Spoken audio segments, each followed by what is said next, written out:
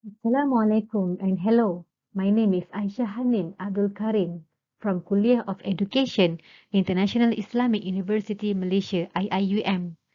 My study is on exploring Muslim preschoolers, religious self-identity, moral values and reasoning, a case study in Kuala Lumpur, Malaysia.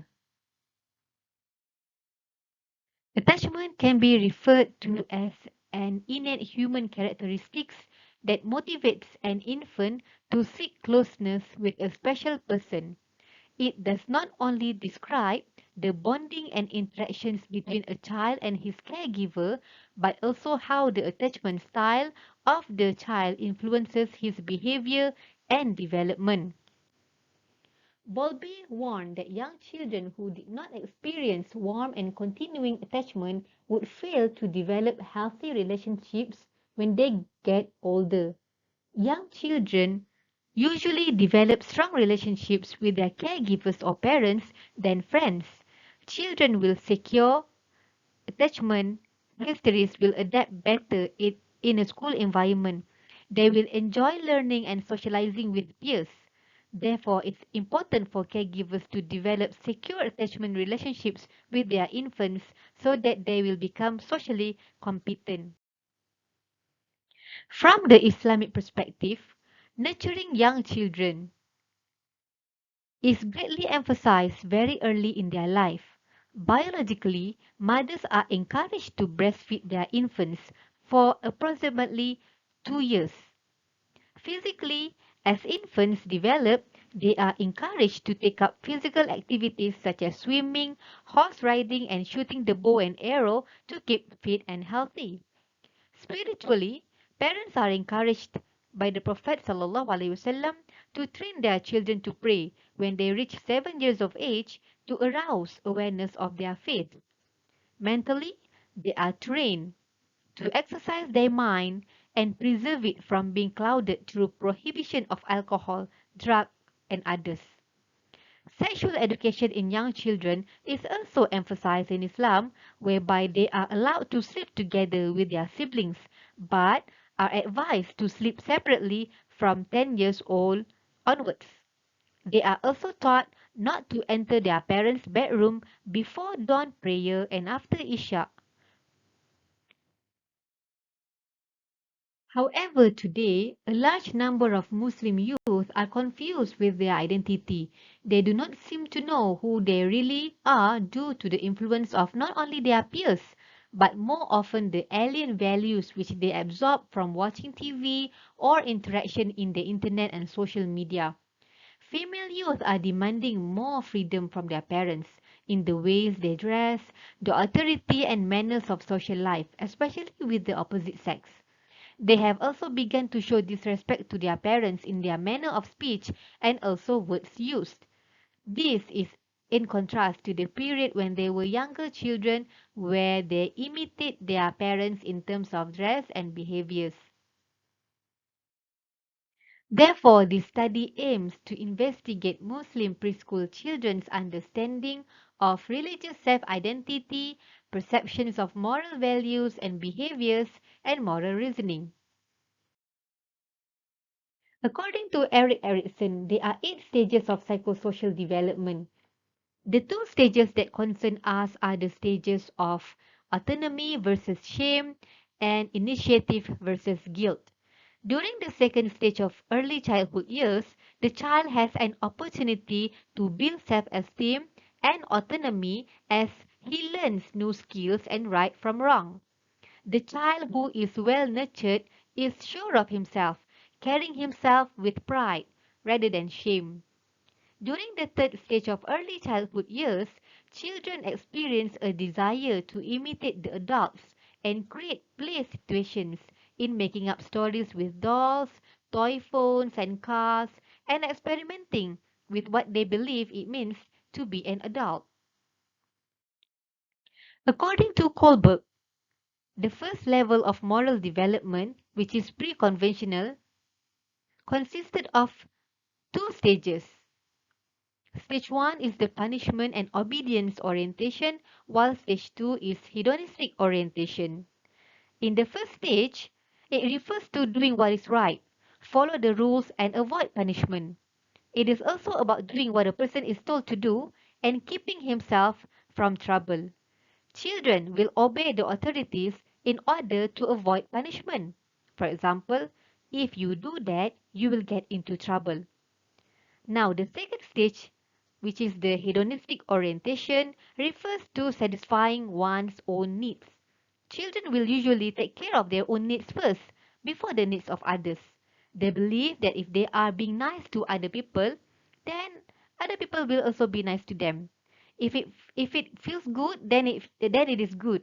Right is reciprocal or equal agreement between others. For example, I will invite you to my party if you let me play with you.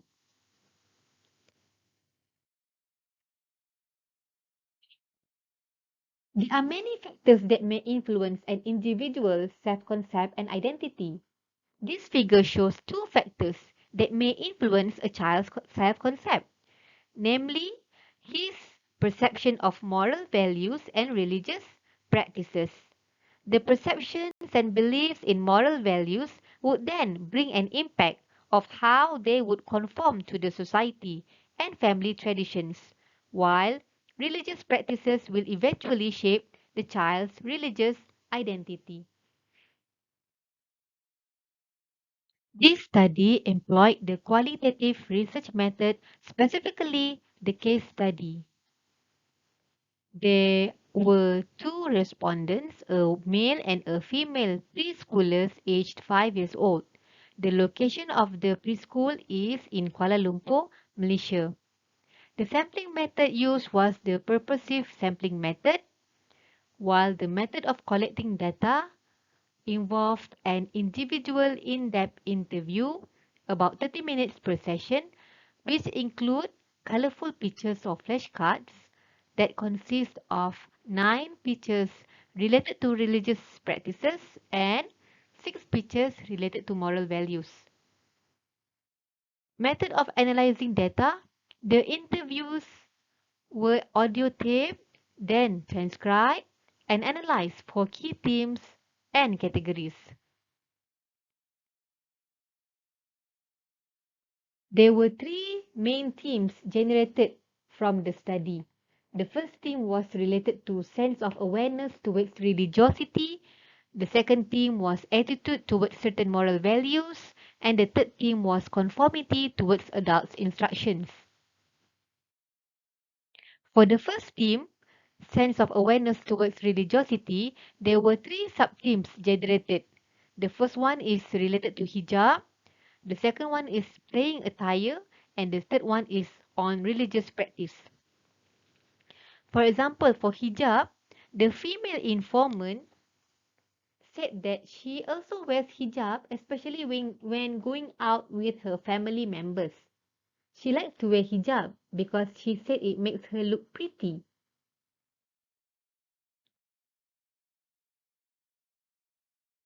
The two informants were also able to identify Muslims' form of prayer. The female informant stated that she prays every day and her mother was the one who taught her how to pray. Both informants know the name of the prayers, but they do not know the number of raka'ah.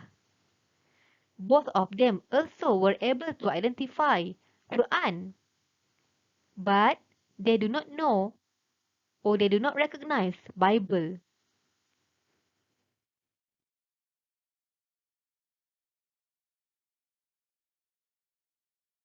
For the second theme, which is attitude towards certain moral values, the two informants were asked whether they have been into a fight with their siblings or peers. Informant 1 mentioned that a smart person would not get into fight, while Informant 2 mentioned that she will get scolded by her mother if she gets into a fight. With regards to cleanliness and helping others, the researcher showed both informants pictures of two bedrooms. One was clean and the other one was messy. Both informants chose the clean bedrooms because the clean bedroom was neat and beautiful to them. The researcher then asked the informants what are the helpful things they did at home. Informant 1 said that he swept the floor and bathed his little brother, while the second informant mentioned that she cooks and also helped to take care of her little brother. For the third theme, which is conformity towards adults' instructions, the researcher asked both informants three questions. The first question is, if a teacher tells you to do your homework, would you do it? Why? What happens if you don't do your homework? Both informants said that they will do it. Informant 1 said that if he did not do it, he will get scolded by his mother, while informant 2 said that her mother will cane her. The second question is, if your mother asks you to wash your school shoes or help them in the kitchen, would you do it? Why? What happens if you don't do it? Informant 2 answered that she wouldn't do it because helping out in the kitchen is a difficult task. But if she doesn't help her mother will get body ache. The last and final question asked to the informants were, do you have an older sibling? If your older sibling tells you to steal an eraser from a mini market, would you do it? Why? The first informant said that he will not do that. You cannot even do it, he said. That is what you call a thief. The second informant says, I do not want to do it. The first informant mentioned that he doesn't want to do it because he doesn't want to get caught by the police, while the second informant mentioned that she's not going to do it because it is sinful. The present study provides some evidence of the role of socialization of family religious and moral beliefs and practices on young children's development of religious self-identity, moral values, and behaviors. One of the implications of the study is for parents themselves to internalize these values in their homes. Parents should also broaden their children's mind by talking about respect for others' beliefs and practices so that they will have tolerance and mutual respect for others. That is all from me. Thank you so much for listening.